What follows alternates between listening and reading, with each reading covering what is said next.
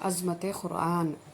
جس کتاب کی ابتدا الحمدللہ سے ہو اس پر ایمان لانے والے نا امید اور مایوس کیسے ہو سکتے ہیں؟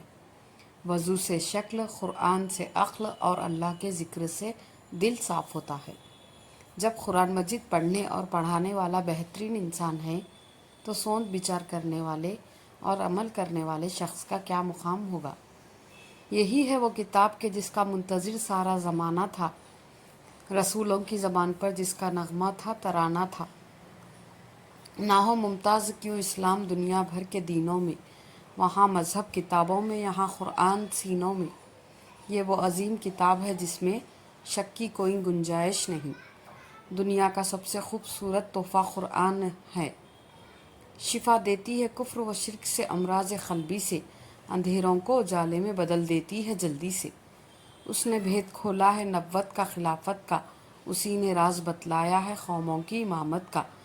ہے بہتر وہ بشر تم میں یہ فرمان رسالت ہے کہ جس کا مشغلہ قرآن کی تلاوت ہے اور اس کی اشاعت ہے۔